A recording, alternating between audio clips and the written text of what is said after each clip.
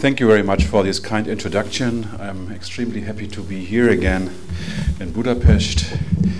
Last year. I will give you two presentations this morning. The first is a bit about history, and the second is about the future. And we have a phrase in German, which is "Ohne Herkunft keine Zukunft," which essentially means if you don't accept your past, you won't have any future. And therefore, it's always important to have a look on what happened in the past and to understand why something happened, to at least draft strategies and plans, and in the end of the day, political instruments to shape the future. The overarching purpose of the first presentation is to explain it in one sentence, is to make you understand that what happened in 2010 and 2011 in Germany has not been a very surprising issue. The Energiewende, or the energy transition, builds on processes which are much longer than the Fukushima event and the other turmoils of after the Fukushima events. And therefore, I would describe what happened in the German energy and climate policy during the last years as rather a longer process than an isolated decision, although the perception in many countries is the opposite.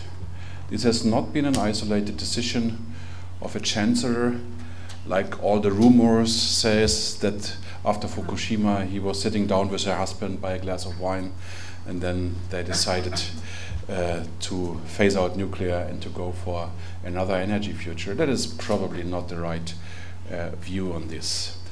Nevertheless, what happened in 2010 and 2011 in Germany has changed the energy policy in Germany fundamentally from two perspectives. The first is, and I will give you some background on this, that this is probably the final decision on the phase-out of nuclear. And we had some stop and goes in the nuclear policy. And the second, and probably more important, it brought the long-term perspective to the energy policy framework of the country. And probably this is the more important than all the stops and go in the nuclear policy. However, nuclear policy has shaped the energy policy debate in Germany. There's a long history of very controversial debates since 1975. My institute has been founded in these first battles on nuclear, and as probably not all of you know, is that the German word of Energiewende, which is a synthetic word, has been invented by a book by Öko-Institut in 1980, was published in March 1980, and the time horizon for all these processes which are called Energiewende today is 2050, and so in 2015 it's halftime. It's halftime of the energy debate under the title of Energiewende. There have been key decisions, I will come back to this in a minute, in 2000 and 2002, and in 2010 and 2011, and frankly probably already in 1994, but I will come back to this in a minute. And so this has been the shaping debate of energy policy. However, in the end of the day, the question for nuclear is the question for the alternatives. If there would be no alternatives, then the debate on nuclear would be different from the debate where you accept and where you consider that there are alternatives, and if you consider the implications of the alternatives, then this is the decisive debate. We had a long debate on alternative energy futures, and what is widely ignored in the debate that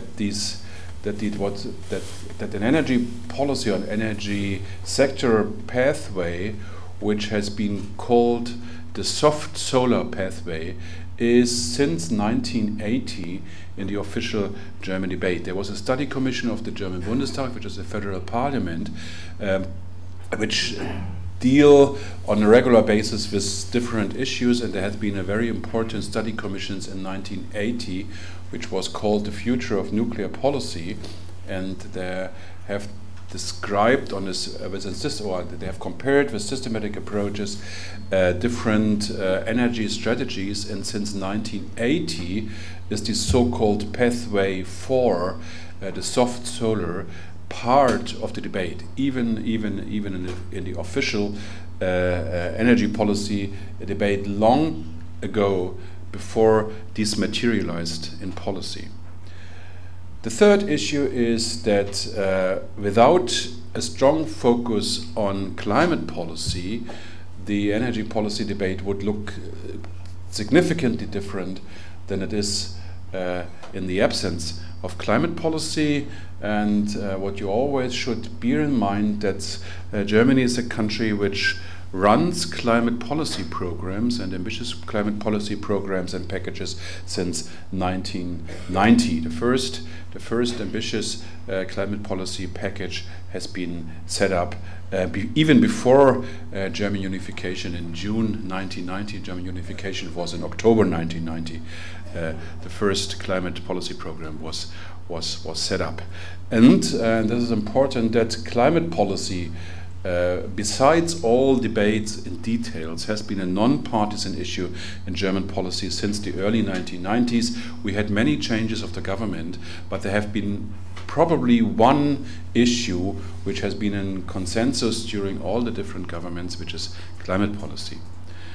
And the fourth issue is, if it comes to the alternatives, renewables policy is an important issue of German policy. We have seen comprehensive support packages since 1990. This is the date when the German electric utilities run advertisements, commercials, that renewables never would deliver more than 3% than the German of the German power production. 3% is the additional share of renewables last year.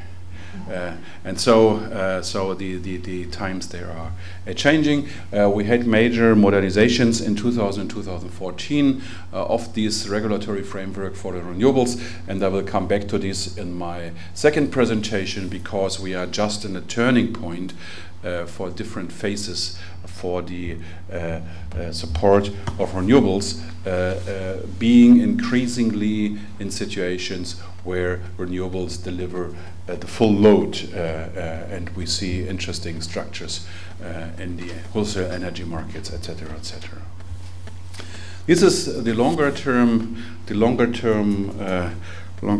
statistics, and you can really see here these different phases. The steep increase in power generation until the early 1980s, then let's say 2 decades of stagnation of power generation, which has been complemented by an increase of nuclear and a slight decrease in lignite power generation. And since 2000, the major take-off of the renewables, which represents now approximately 30% of the generation in the country. And you can see that there are some policy cycles. There has been a nuclear policy, the breakthrough, where the resistance of the electric utilities has been significantly to enter into nuclear. Then very quickly, the very quick, very fast takeoff, then a long period of stagnation, and then since 2000, the phase out. The coal policy has been one of the major determinants of Germany, and you should always consider this, that if you have a look on the existing German power fleet, this has been a result of the regulatory framework in terms of coal. Until 1991, the building of gas-fired power stations in Germany has been simply forbidden to protect coal, and therefore we are dealing with a result of a certain coal policy. And the renewables, here you can see the cycle, the very fast takeoff and breakthrough, and we are at the moment in a phase of stabilized growth. According to the legislation, that is not longer a plan. We have legislation with certain flexibility mechanisms. Each year 5 gigawatts of wind and solar will be added to the system, and that is a significant capacity which will shape the system very clearly. These are some facts on the nuclear policy history. The cycle has been very comparable to other countries. There has been from the 1950s to the 1960s a nuclear euphoria, then increasing resistance from the public, which had a turning point after the Chernobyl disaster, which has led to the cancellation of many nuclear projects, and then the period of phase-out. And the phase-out in Germany is often perceived to have been started in 2000 and 2002. Frankly, if you have a more careful look on what happened there, the German phase-out policy started significantly before. I think what is almost ignored, that the first phase of the German nuclear phase-out has been in 1990, when they shut down all the East German reactors because of safety concerns, and so this has been the first step.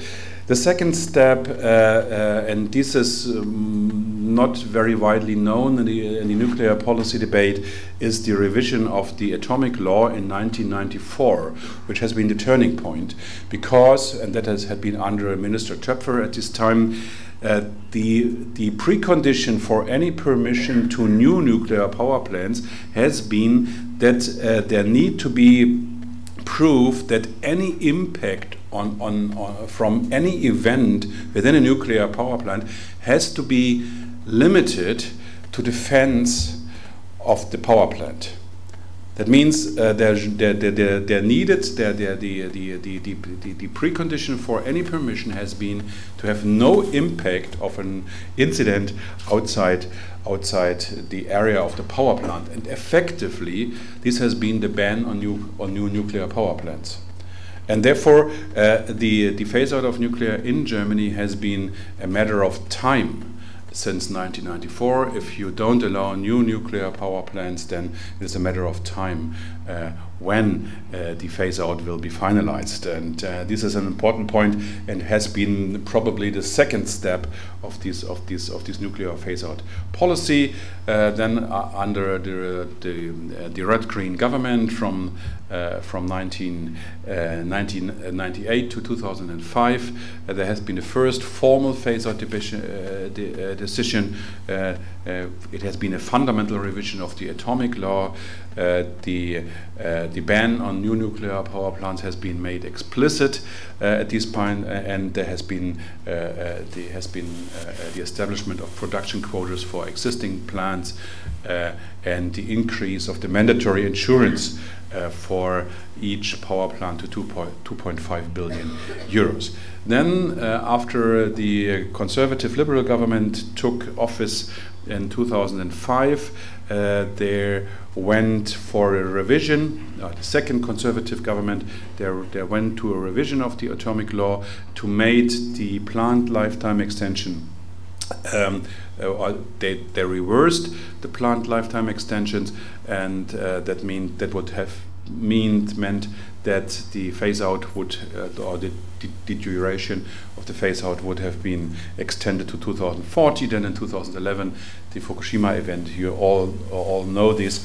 The so-called phase-out decision in 2011 has been effectively a return to the phase-out schedule, which was in the legislation since 2002. And I think this is an important point to understand why these shutdown of significant nuclear capacities in 2011 has not caused any major turmoils in the German electricity system, because this has been the pathway which has been in the legislation and where the utility have been prepared for approximately a decade for. The alternative energy pathway debate had its roots in the debates of the 1970s. In 1980, in March 1980, Öko-Institut published a book on Energiewende, which was an interesting time. And if you love historical books, and it's interesting to read, because you have to consider this was a debate where climate policy has not been an issue. And if you have a look to the recipe of the first book on Energiewende of Öko-Institut, the recipe has been energy efficiency, renewables, and domestic coal. At this time, that has been adjusted in the 1980s and the 1990s to consider the challenge of global warming and climate policy. But anyway, since 1980, this so-called pathway 4 has been in the spectrum of German policy and German energy strategy analysis, and it's important to have been an ongoing dealing with this so-called pathway 4. In 1998, for the first time, any official projection of the German government has presented a consistent strategy without nuclear and with an increasing use of renewables and other low-carbon energy sources to be the most probable, or to be the best guess of the energy strategy of the country. And in 2002, we had for the first time, and that is the interesting point, the first time the inclusion of long-term targets to the energy policy, because I think that is one of the lessons learned from the energy strategy and energy policy debate in the country. It is almost useless to go for energy policy debates which target for 2020 and 2030, because you can do anything to 2020 and 2030. The key issue is, are these policies and are these strategies consistent to the long-term targets?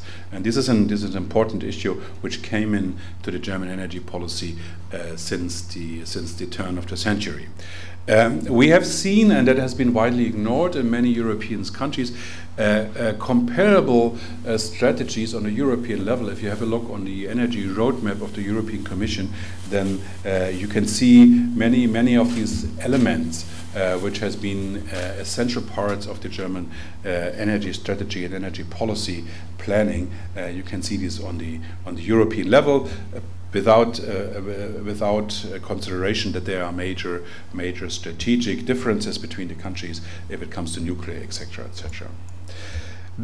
As I highlighted before, what happened in 2010 and 2011 is probably best to be characterized by a double U-turn. Some describe it as 360 degrees turn, others say 720 or 1080, so it's all the energy policy circled a couple of times around. Again, the lifetime extensions in September 2010, which has been complemented, and that's probably the most important key decision in energy policy of the country, is that they changed the target structure of energy policy to the long term. That means to 2050.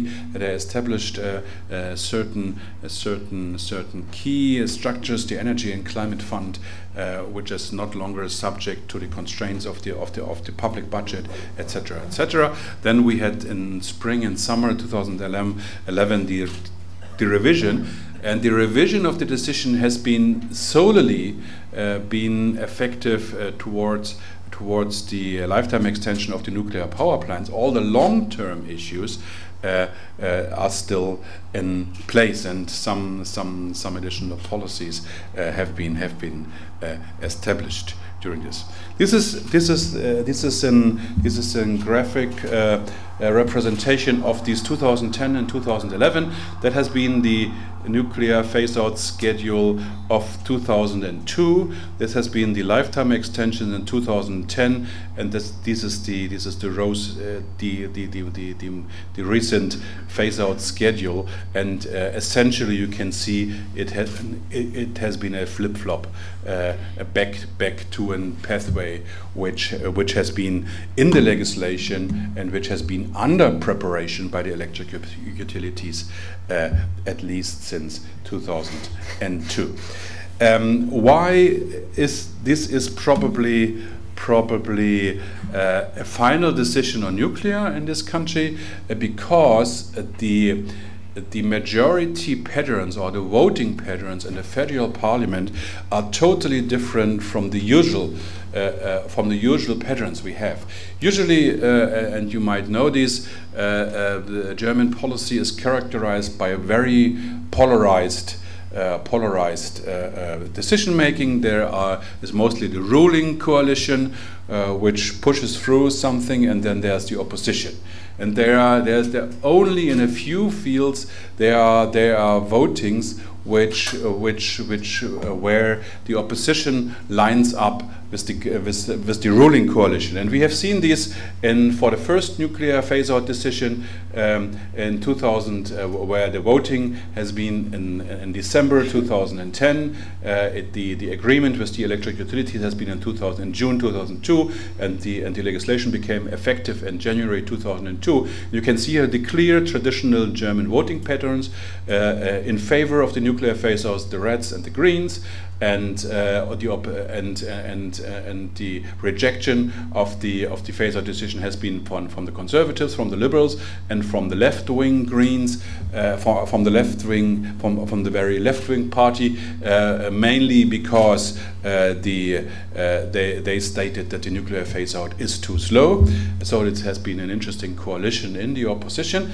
Then the reverse picture in 2010, where the lifetime extension has been the subject to the voting. Again, the Conservatives and the Liberals in favor of the lifetime extension, the Reds and some Conservatives, the Greens and some Liberals and the left-wing party opposed to the lifetime extension. And then is the structural change in 2011 on the nuclear phase-out decision. The Reds, the Conservatives, the Greens, the majority of the Liberals, only a few Conservatives, a few Liberals, and again the left-wing parties again, because they stated it is too slow, and a couple of abstentions. And this pattern is very unusual for the German political system, and the political cost to reverse such a decision would be extremely high for all those parties, and therefore it's probably the final decision on this issue. You should always consider that this is not only an political issue. It has been a cultural issue, and at least those who grew up in the western part of the country, they had to read in the school a very famous novel. It's called The Wolke, the Cloud, and it was a very famous movie, which is a movie or a book about one of a major nuclear disaster near Frankfurt, and the love story between teenagers, etc., etc. But that is a book which is a mandatory, which on a mandatory basis has to be read by each school, by each pupil, and so it is deeply rooted in the culture. Again, there is this ethical dimension of the nuclear power debate, which drove the energy policy debate, and it's in the end of the day, it's an ethical dimension, how to deal with risk, where the level of the damages is huge, although the probability of occurrence is very low. I think this is the debate on the very large numbers and the very small numbers, and the key issues, and we call this the risk typology of Cassandra. If the risk exceeds a certain level, do we want to accept these, even if the probability of occurrence is very low? And the second question has been how to deal with challenges which are characterized by their extreme duration, and how to deal with the extremely long-term risks and the burdens of nuclear waste disposal. You can translate these debates in economic dimensions. Probably the most important dimension is what are the upfront technology costs. You need to compare this with all the upfront technology costs of the alternatives. The German energy system has spent much more than 100 billion euros for the phase-in period of the nuclear. There is an increasingly debate on the extreme high investment costs, the back-end cost for decommissioning, and this is the ethical question: how to deal with the cost of a major nuclear accident. There has been a lot of modeling for German incidents, and the range of cost of a major nuclear accident for Germany is between 3,000 and 14,000 billion euro. The German gross national product is 2,500. And so if you take the lower bound, the cost of a major nuclear accident would be approximately a German GDP. If you take the lower bound and if you take the upper bound, it's 6 times the German GDP, and everybody knows that this is a dimension which is not acceptable. The more interesting issue is, or I think the other interesting issue is, what are the alternatives if there are costs, if there are risks, etc., etc. And so the key question for the nuclear debate, especially if you discuss these in the framework of ambitious climate policies, is the availability of alternatives. And at least what we see at the moment for Germany and many regions of Europe, that sufficient low carbon alternatives exists. And there's a question of the alternatives. We are at the moment in the situation that wind and solar power is competitive with new gas and coal based on the average costs. The key challenge here is that we live in the framework of a liberalized market where average cost doesn't matter. It is about marginal costs, and this is the key issue. And I will come back to this in my second presentation. How to design a new power market, design in the framework of a liberalized market, which reflects the cost situation of the different sources for power generation. And what the interesting issue is that as soon as renewables and solar and wind exceed the threshold of 30%, then the economic opportunity for options which are called the baseload options, or which have been called the baseload options in the past, is gone and disappears. And I will illustrate you this with some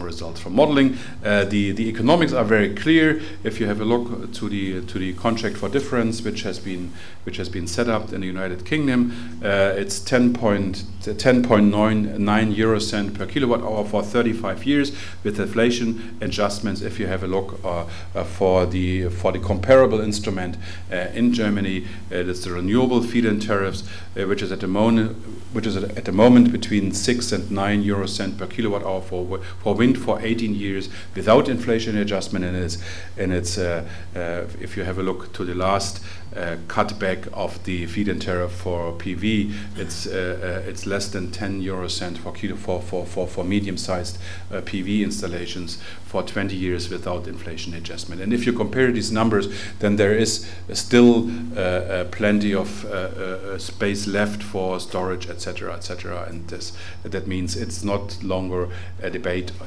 anymore solely on risks, although this is the driving force. It is also an economic question, and it's a question what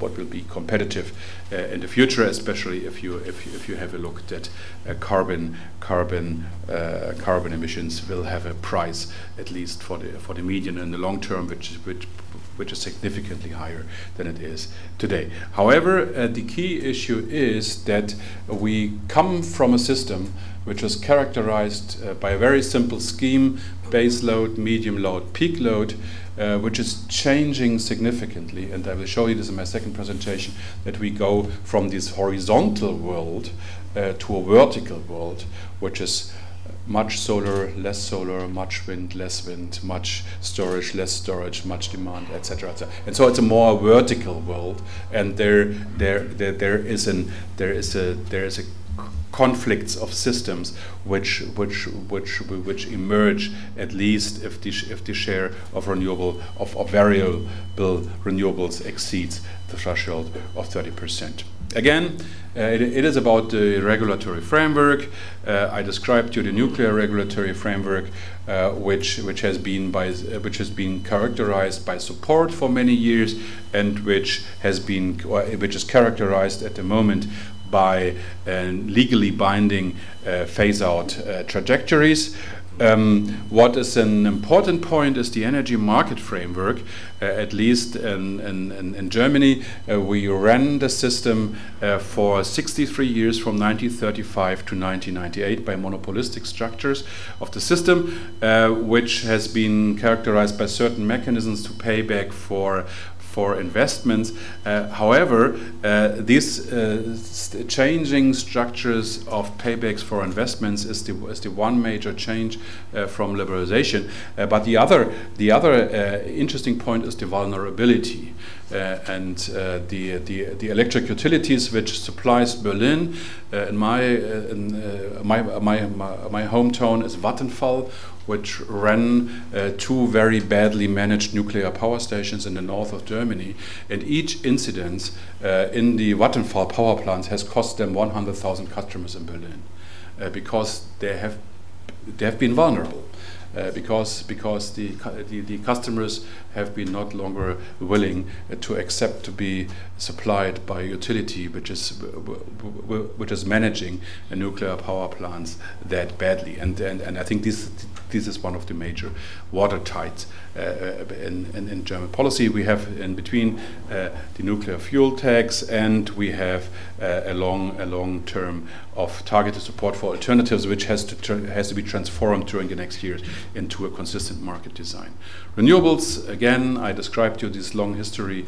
So we have in between 25 years experiences with support of renewables, where we had, let's say, limited growth from 1990 or 91 to 2000, and the major takeoff after 2000, after the revision of the feed-in tariff in 2000, and we have seen major modernizations of this policy field during the last years. And I think it's worth to highlight that this is not only about the power generation. It's also about the use, or the non-electricity use, of renewables. Energy efficiency is probably one of the blind spots of the German Energiewende, but that will be subject of my next presentation. There's a couple of regulations in the system, but this has to be improved for for the upcoming years. And there is a framework, and which is one of the challenging issues, the framework for low carbon energies. We have at the moment in the power sector 30% renewables, but that means, in other words, there are more than 50% fossil fuels. And what we have learned during the last 5 years is that focusing only or solely on renewables is not sufficient, because in the end of the day it is about carbon a reduction of carbon emissions, and therefore the remaining segment of 50% and during the next years maybe 40 or 35% fossil fuel generation, that cleaning up this remaining part of fossil fuel power generation is an issue. We have the European Union emissions trading scheme, which is in a deep crisis at the moment, and we have an increasing debate, and we have government decisions from December last year to complement the European Union emissions trading by a national instrument to safeguard the decarbonization of the remaining part of the fossil power generation fleet for the time being. This is one of the debates, and therefore I have to do some work in the afternoon, and so we will see at least the announcement of an instrument to deal with this, and we will see how this figures out, if this instrument will be set up, or if this will be the trigger to find some voluntary agreement to decommission some of the old coal-fired power plants. But that's another issue for the future. So if I was able to underline some of the historical roots and some of the motivations and some of the structures of the German energy policy of the past, then I will be extremely satisfied. Again, this seems to be an historic issue, but without having a look to these historical trends and to these historical traditions, which also could be described as cultural, let's say energy policy cultural trends. It is probably not, or you will probably not be able to understand what happens at the moment and what will happen in the future, because it is about the future, and we have not yet stopped the nuclear power in Germany. We are not yet with 100% renewables. We have decommissioned about 40% of the nuclear capacity. The other 60% are to come, and we are at 30% with the renewables. And so the major challenges in the future. But anyway, without understanding the past, there is no future, and that has been the purpose of my presentation. Thank you very much.